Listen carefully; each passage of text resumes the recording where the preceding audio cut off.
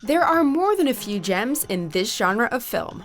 Welcome to MsMojo, and today we're counting down our picks for the top 10 LGBTQ+ movies. Because I want a relationship. Didn't say that. But the thing is, Glenn, I think that you want one too. Before we begin, we publish new content every day, so be sure to subscribe to our channel and ring the bell to get notified about our latest videos. For this list, we're looking at films that center around LGBTQ+ stories and characters. We're considering how acclaimed and culturally significant they are, how good the performances are, and most importantly, how well they captured the LGBTQ+ experiences. Why don't you just let me be, huh? It's because of you, Jack, that I'm like this. Number 10. Call Me By Your Name. So what do you do around here? Read books, transcribe music, swim at the river.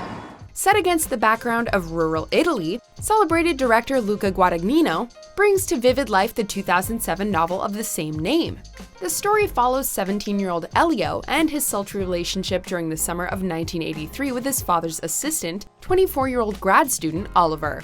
This film is beautiful in every sense of the word, capturing the pure essence of first love and first heartbreak amidst a gorgeous location. By all accounts, Call Me By Your Name has blown critics away, receiving the longest ever standing ovation at the New York Film Festival and having the best opening for a gay romance since Brokeback Mountain 12 years earlier. I love this, Oliver. Number 9. All About My Mother.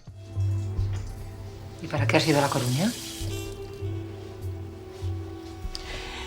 He ido tras el corazón de mi hijo.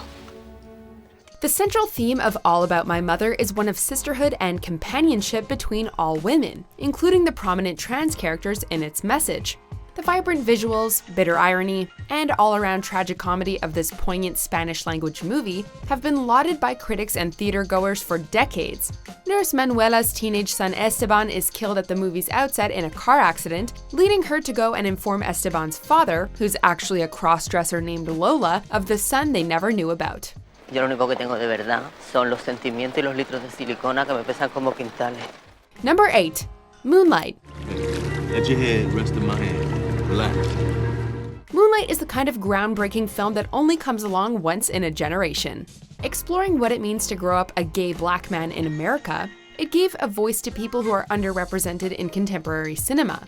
We see main character Chiron through the many stages of his life, his childhood, his adolescence, and later early adulthood, as he navigates a complicated world. An astounding exploration of character and identity, this masterstroke has taken home more than 150 different awards, including the Oscar for Best Picture. Chiron in trouble always found a way. Yeah, something like that. Number 7. Longtime Companion. Outbreak occurs among men in New York and California. This movie derived its title from what the New York Times called the same-sex partner of somebody who died of AIDS in the 1980s. Longtime Companion chronicles the early years of the AIDS epidemic in the United States and the effects it had. The first wide-release film to actually talk about AIDS, it revolves around a group of characters trying to keep going in the face of this devastating crisis, which had already killed 120,000 Americans by the time the movie came out. He has a high fever. How high? 105. A heartbreaking story about grief and death, Longtime Companion also radiates a deep sense of warmth, friendship, and courage. She has all these exercises where you look at yourself in the mirror and you say, I love my ears, I love my nose, I love myself. Number 6. Paris is Burning. Balls to us is as close to reality as we're gonna get to all of that fame and fortune and stardom and spotlights. While it remains controversial in some circles, this documentary on the ball culture of the minorities in 1980s New York City is responsible for putting one of history's most important subcultures in the spotlight. Jenny Livingston's seminal piece of filmmaking explored the lives of a group of Black and Latino gay men, trans people, and drag queens, and brought drag acts and voguing firmly into the mainstream. Filmed over a period of several years, Paris is Burning artfully chronicles the most important figures in the golden age of drag balls and is one of the most culturally significant documentaries in history. We have had everything taken away from us, and yet we have all learned how to survive. Number 5. Milk. My name is Harvey Milk, and I want to recruit you. Sean Penn stars in the role of Harvey Milk, the first openly gay person to be elected to public office in the United States. Though he only served as a member of the San Francisco Board of Supervisors for about 11 months until his tragic assassination in 1978, the movie charts his campaign for office and the many LGBTQ+ people and allies who helped him on his way. Dan, it's more than an issue. His optimism, courage, and eventual martyrdom have all served to make Harvey Milk one of the most important politicians in US history. Only a year after the movie's release, Milk was posthumously awarded the Presidential Medal of Freedom to commemorate his life. What, can two men reproduce? No, but God knows we keep trying. Number 4. Tangerine. Grab me! Hey, Alexandra, come here. The fact that this comedy drama, set on a sun-soaked Christmas Eve in LA, was shot entirely on iPhones isn't the only impressive thing about it. Tangerine aims to capture the realities faced by trans sex workers every day, bringing an area of street culture rarely seen in the media plenty of much-needed attention. Its lead roles, Cindy and Alexandra, are played by first-time trans actresses Kitana Kiki Rodriguez and Maya Taylor, and it was shot on a minuscule budget of $100,000. Despite its production obstacles, director Sean Baker still released a hilarious, heart-wrenching, age-defining film. Because, honey, for him to be cheating on you like that... Wait, what? Number 3. Brokeback Mountain. It's nobody's business but ours. The tragic bond between Jack Twist and Ennis Del Mar is a landmark love story in queer cinema. Ang Lee has been credited, along with A-list leads like Jake Gyllenhaal and the late Heath Ledger, with paving the way for blockbuster movies to finally show gay characters.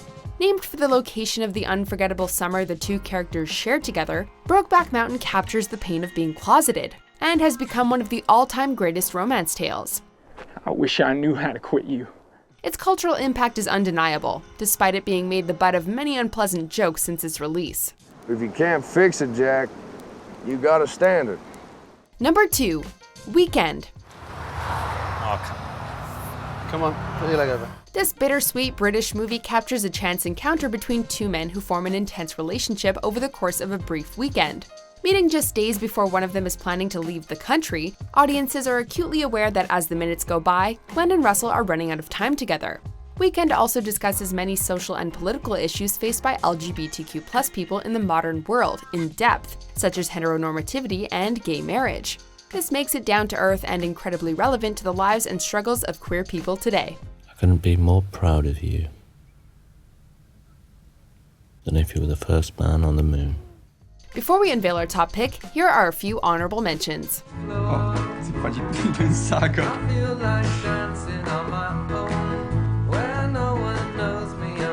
Fica à vontade pra mexer o pé também.